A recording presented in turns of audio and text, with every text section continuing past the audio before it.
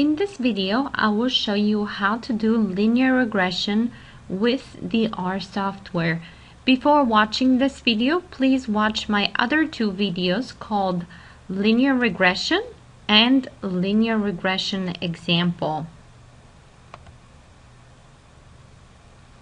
I have opened up here my R program using RStudio, and I have already executed it. If at any point you feel like you don't understand something about the R software that I'm doing here, please go back and watch Introduction to R video to familiarize yourself with the software. You can download the program and the data set from my website so that you can follow along. Your windows here would probably be a little bit different than mine, but that's how mine look like. Here's the program and here is the output, and the data would be in the workspace area, and I have already opened it here. So we have 26 observations and we have 26 rows in the data, and we have data on cars. These are the different makes of cars. Miles per gallon MPG would be our dependent variable, the one that we're trying to explain.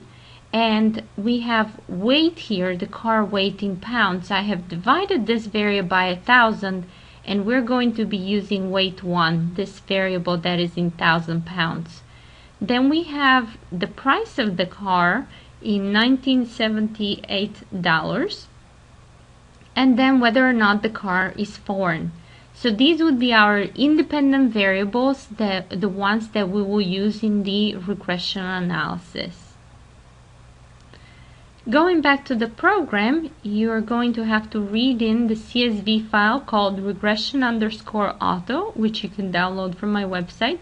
And this is the directory where I have saved my file in, so you need to change this. And then you're attaching the data. One of the first things to do is define the variables. So my Y variable, or the dependent variable, I will use cbind, and MPG, miles per gallon, would be my dependent variable. For independent variables in the simple regression model, I will use weight 1. I will only have one independent variable just to show you some nice graphs. Typically, regression analysis has more than one independent variable though.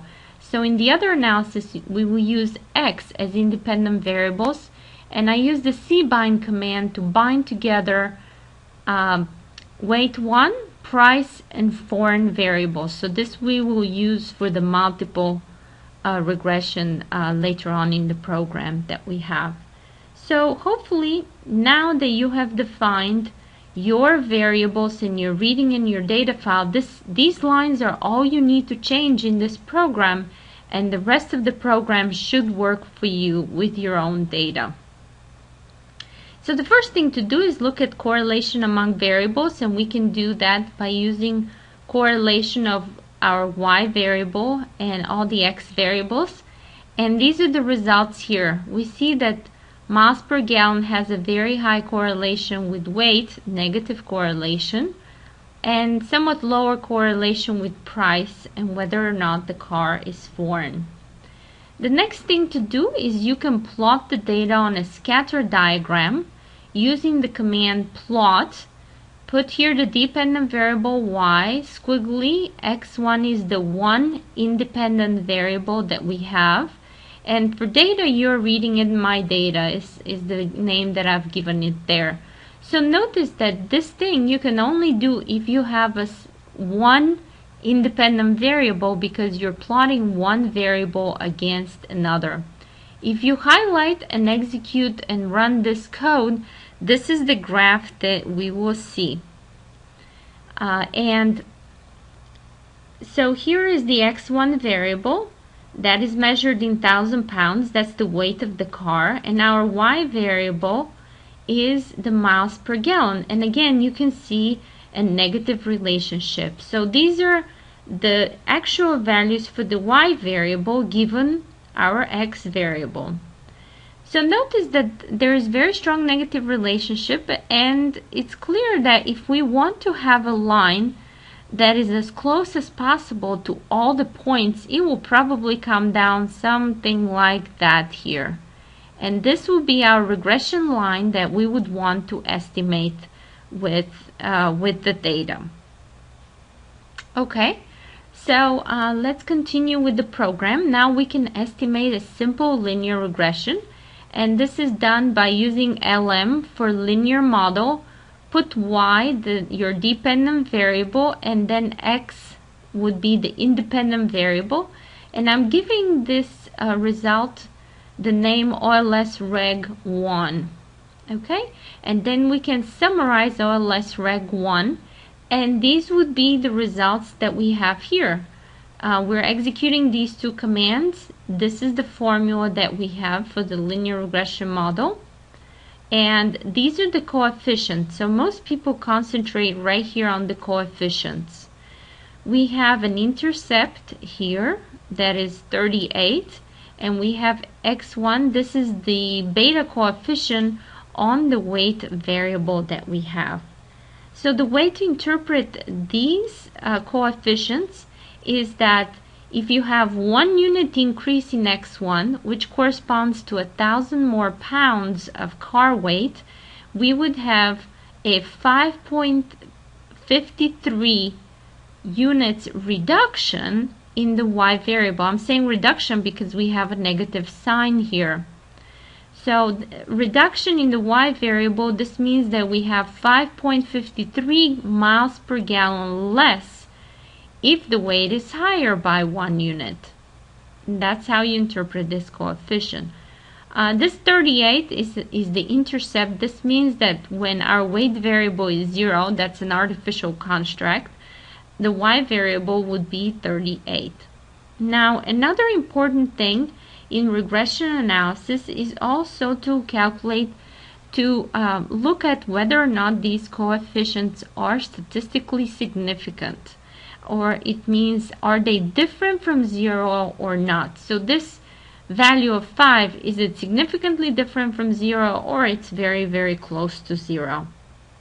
And we can do this using, so to speak, 3 different ways. The first one is when we look at the standard errors for this estimate, and this is provided by the software, we can divide the estimate by its standard error to get the t-value. So if you look at minus 5 point something divided by 0.8 something, that would be the minus 6.72 t-value or t-statistic that we have here.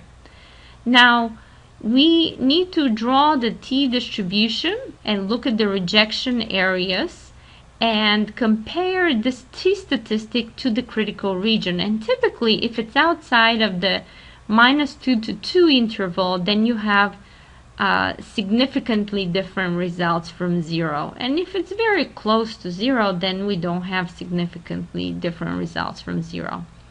Another way to look at it is using this p-value, and if it's less than 0.05, this also means that we will be rejecting the hypothesis that there's no significant difference, and we will say that the coefficients are significant or significantly different from 0.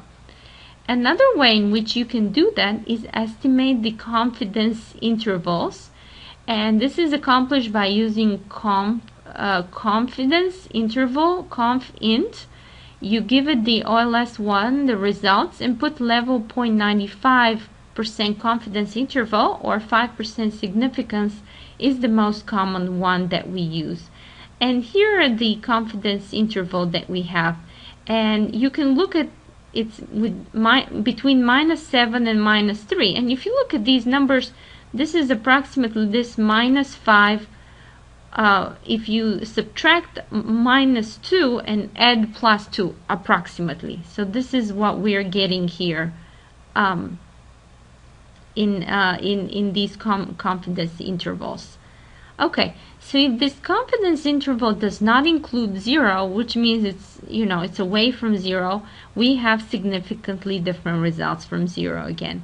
So again, looking at the t-value, the p-value, and the confidence interval, they all, of course, have to give you the same conclusion that we have significant coefficient, and that's why we can go ahead and interpret its magnitude.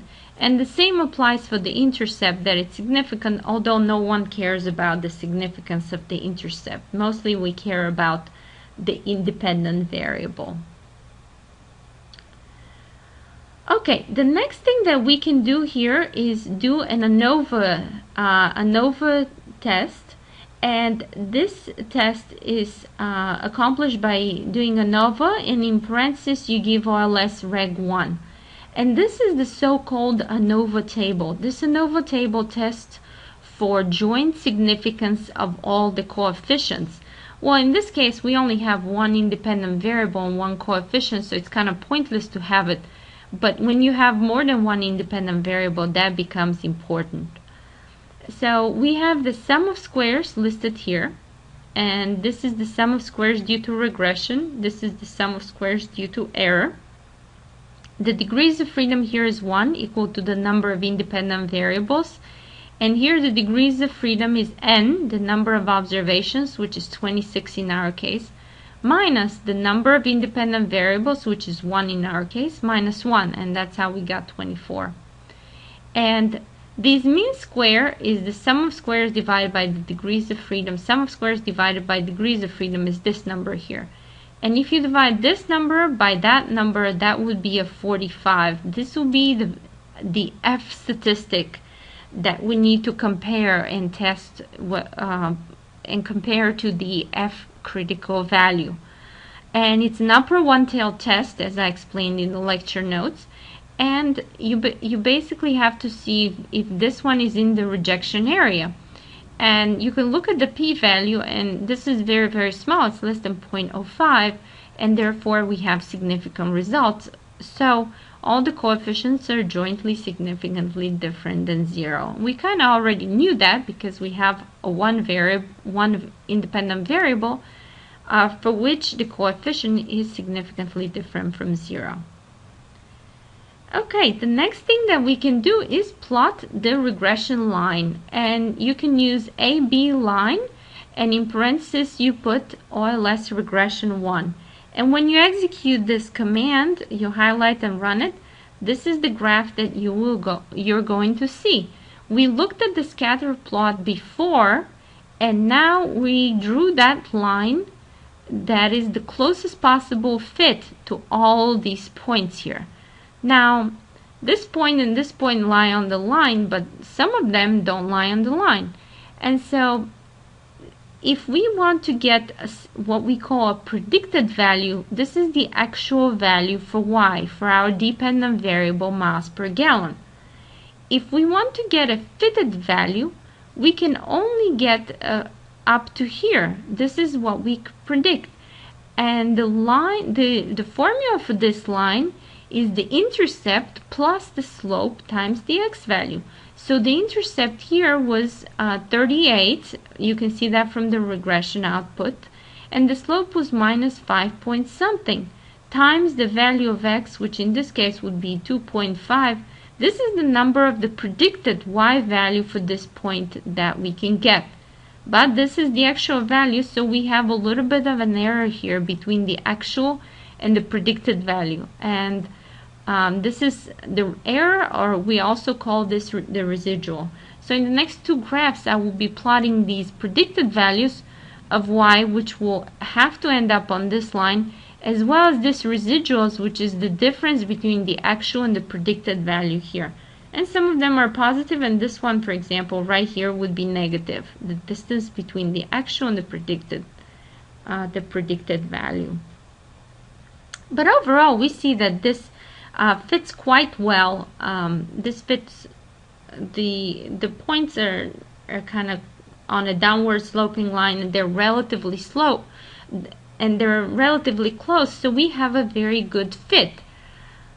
Another way in which you can actually look at the fit of the regression, and that's called goodness of fit, is to look at the r squared.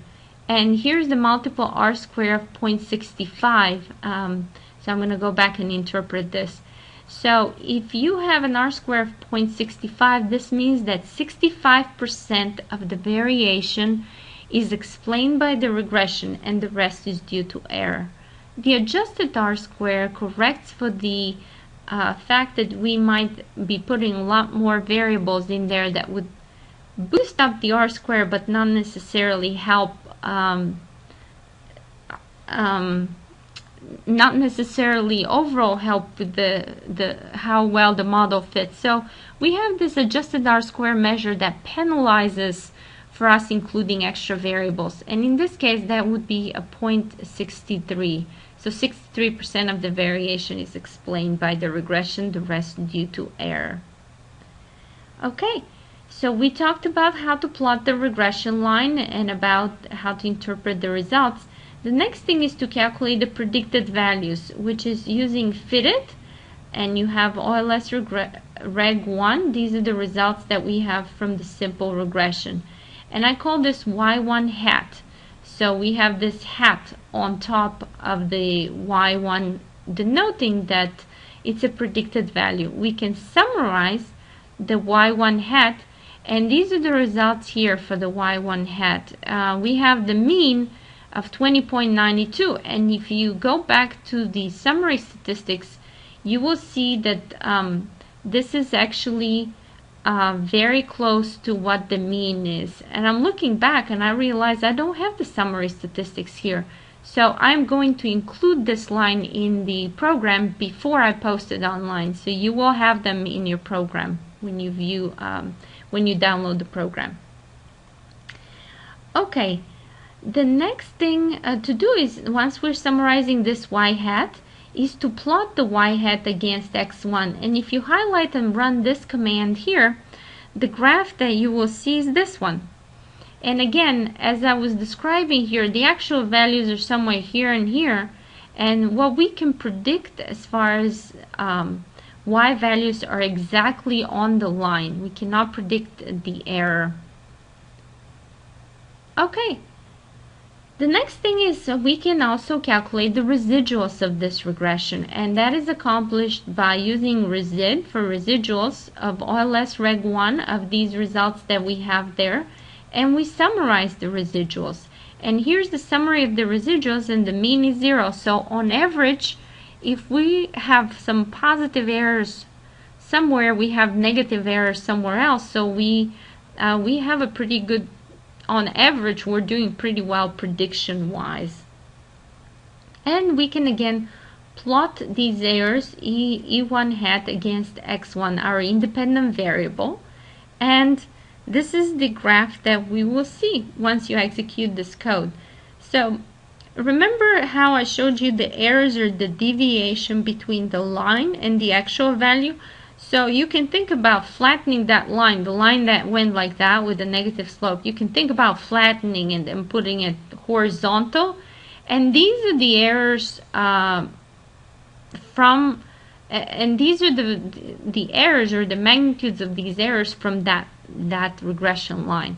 So remember how this actual value was far away from the regression line? It's almost 8 units far away.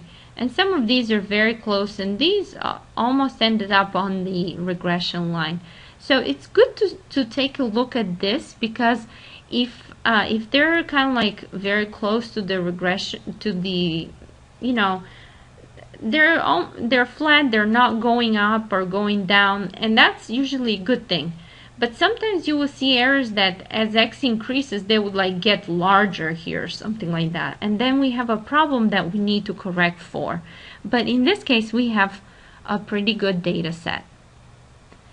Okay, so the reason why we talked about simple linear regression, and basically we had from here to right here, everything was about simple linear regression, is because when you have one independent variable, you can plot things very easily and observe things graphically, visually.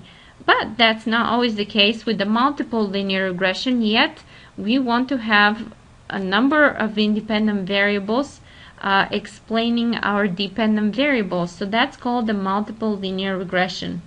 And here the code is exactly the same. We would have linear model LM, Y, and notice that I'm calling here X all the 3 variables that I have here for independent variables. I'm not just calling this X1 for my one variable like I have right here. Okay, so I have, in this case, I have 3 independent variables, and we can go ahead and summarize those results using the summary command. And let's see. Here, summary of OLS regression 2. We can calculate confidence interval, OLS reg 2, and for level 0.95. And we can do the ANOVA table of OLS reg 2. So notice that the code here is exactly identical to the simple linear regression code. There's no difference, only that you're using more independent variables. Okay, so let's take a look at the coefficients. So now we have 3 independent variables, weight 1, price, and foreign right here. And these are the coefficients on these variables. And notice that this coefficient that we had before was minus 5.53. Now it's minus 7.12. So it changed a little bit when we included other independent variables, and that's a very common thing that happens. It's normal to expect that. So now the way to interpret this is exactly the same as before. When weight increases by 1 unit, which in this case is 1,000 pounds of the car weight, then we have y, our dependent variable, which is miles per gallon, decreases by 7.12. Now, we can also take a look at the significance of this coefficient. We want to know if it's really significantly different than 0 or not. You could say, well, this one is kind of close to 0, this one is not, but we're talking about statistical significance from 0, and the magnitude of these coefficients would change if you rescale the data. So don't be confused by being close to 0. That may be significant and then maybe not significant. There's no, depending on the scale of each variable, any coefficient can turn out to be significant or not. The way to test for that is to look at the standard error. You divide the estimate by the standard error, same thing as before, and you get the t-value. And then you kind of look at this t-value. If it's between approximately -2 and 2, we have no significance of the coefficient. And if it's outside of the -2 to 2 region, we have significance. But more precisely, you can look at the p-value. If this p-value is less than 0.05, we have significance. You can also look at the confidence interval right here and see if it includes the 0 in there or not. If it doesn't include, it's significantly different than 0. So using the t-value criteria, the p-value, which seems to be way outside of the approximately -2 to 2 interval, this one is less than 0.05. And I'm seeing that this confidence interval here does not include the 0. We basically have that this coefficient is significantly different than 0. Now notice what happens to these other two coefficients here. We have a p-value that's 0.4 and 0.2, which is not less than 0.05. So these coefficients are not significantly different than 0. Even though it's a -2.5, it is very close to 0 because we have a lot of variation in the data. We can't say that it's sufficiently enough away from 0. So when you have variables that are like that are not significant, I would not interpret the magnitude here. You just say that it's not significantly different than 0, and these independent variables do not affect the dependent variable, holding all else constant. So when you have the interpretation of all these coefficients in multiple regression, you need to say holding all else constant, because you're not changing the coefficients of the other variables. Okay, you're just having a unit change in the variable here, not in the other variables. Okay, here is the ANOVA table, ANOVA of OLS Reg 2 that we can talk about. So notice the sum of squares are these. Now we have 3 degrees of freedom with 3 independent variables. That is n, the number of observation 23, minus the number of independent variables, which is 3 minus 1, and that's how we got 22. 26 minus 3 minus 1 is 22. And the mean square is again this divided by that is this, and this divided by that is that. And the f value is this one divided by that one. So it's the mean square due to regression divided by mean square due to error. And that's the f statistic. And now its point is 15. And you would need to look up the f critical value in the f table with 3 degrees of freedom in the numerator and 22 in the denominator, and compare this to the f statistic. So if the f statistic is greater than the f critical value, we would have significant results. Or you can look at this p-value that we have here, and that's less than 0.05, and therefore we have significant results. So all this table is telling you, all you have to do is just look up here at this number, see if it's less than 0.05, if it has the stars next to it. This means that we have significant, we have joint significance of all the coefficients. So they jointly help explain the dependent variable, and we want significance. And likewise, if you look at these stars, they indicate significance here. And you want to finalize a model for your paper or research study that has as many, that has stars on as many variables as possible. This shows that you have found a lot of variables that affect your dependent variable. Okay, the next thing to do is to calculate the predicted values for the dependent variable, or y hat is the fitted values of OLS reg 2. So for each of the observations in the data, for the 26 lines or rows of data, what we do is we take the intercept plus this coefficient times the value of weight 1 for that observation, plus this coefficient times the value of price for that observation, plus this coefficient times the value of foreign for this variable. And this is how we actually calculate predicted values. And you could take a look at them if you want to see them and examine them. Here I will just look at the mean, and again the mean is very simple to the average, very similar to the average value. Okay, sometimes you would need to use the predicted values later on in other videos. I will show you how to use, say, instrumental variables or something like that. So it becomes important to have these. And the final thing to do here is to calculate the regression residuals. This is accomplished by using residuals of OLS reg 1. I call these E hats, and then I summarize which should be the E hat. I have a mistake here, and this should be too much copying and pasting. OLS reg 2, and I'm going to rerun this code here. And these are again using the residuals from the second regression that we have, and I'm summarizing them here, and you can see that the mean is very close to 0, median is this. So on average we have very good, we have the sum of those residuals is very close to 0, which means some of them are positive, some of them are negative. So this is how to do linear regression models in R, and I showed you how to do both simple and multiple regression. Thank you for watching, and now you're ready to watch the rest of my videos.